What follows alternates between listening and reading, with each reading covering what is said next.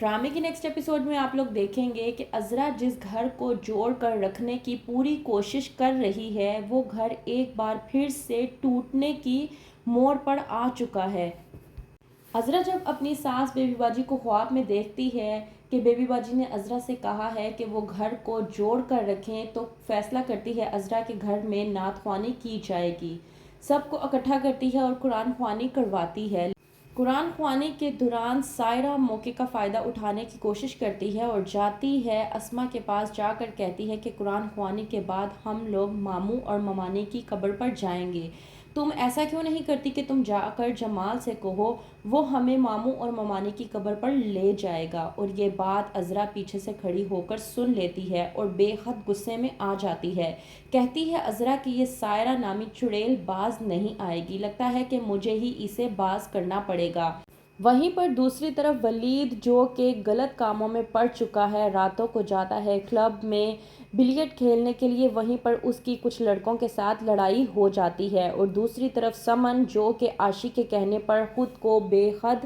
خطرے میں ڈال چکی ہے، اپنے آپ کو پھنسا چکی ہے۔ کرتی ہے سمن عاشق سے بات کہ اس کو پیپر میں کوئی پرابلم ہو گئی ہے جس کی وجہ سے وہ بہت زیادہ پریشان ہے کہ کہیں وہ پیپر میں فیل نہ ہو جائے۔ یہ بات سننے کے بعد عاشی سمن کو الٹا مشورہ دیتی ہے اور کہتی ہے کہ میں کسی کو جانتی ہوں جو تمہیں پاس کروا سکتا ہے۔ سمن عاشی کی بات مانتے ہوئے اس کے ساتھ چلی جاتی ہے اس آدمی سے ملنے کے لیے، جا کر اس پروفیسر سے کہتی ہے کہ میں نے سنا ہے کہ آپ پیسے لے کر پاس کروا دیتے ہیں، تو میں بھی یہی کام کروانے کے لیے آئی ہوں، میں چاہتی ہوں کہ آپ مجھے پیپر میں پاس کروا دیں۔ سمن اپنا تو چہرہ دکھا دیتی ہے لیکن عاشی جو کہ اس کام کے دوران اپنا چہرہ چھپا لیتی ہے تاکہ اگر کوئی پرابلم ہو بھی تو وہ اس مسئلے مسائل میں پھنس نہ جائے۔ وہیں پر دوسری طرف عذرا جو کہ اپنی ماں سے بات کر رہی ہوتی ہے اور کہتی ہے کہ دیکھ لیا نا آپ نے کس طرح سے کونوں خدروں میں گھس کر یہ ماں بیٹیاں سازشیں چلاتی ہیں، اس لیے میں نے ہر مورچے پر نظر رکھی ہوتی ہے تاکہ کوئی مسئلہ مسائل نہ ہو جائے۔ عذرا جو کہ چاہتی ہے کہ کسی نہ کسی طریقے سے وہ پھپھو اور ان کی بیٹیوں کو گھر سے باہر نکال پھینک دے، لیکن جمال اس بات پر راضی نہیں۔ وہیں پر دوسری طرف فرت جو کہ اپنے شوہر واصف سے بے حد ناراض ہے۔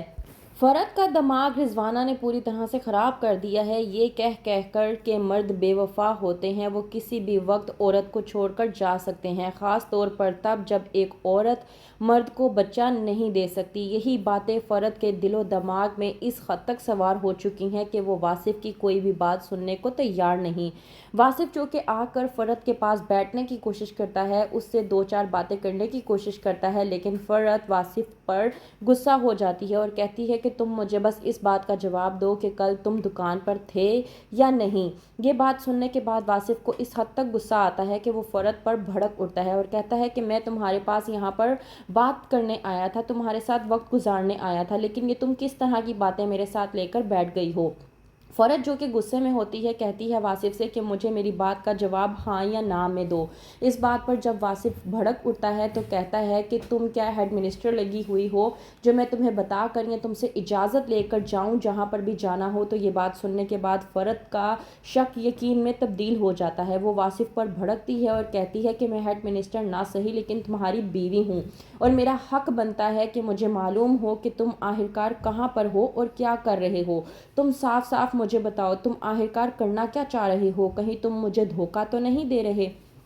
تو کیا ہوگا ڈرامے میں؟ کیا فرت اور واصف کے درمیان ایک بار پھر سے غلط فہمی پیدا ہو جائے گی؟ کیا ہوگا آگے؟ مزید جاننے کے لیے دیکھتے رہیے ڈرامہ سیریل بیبی باجی کی بہوئیں۔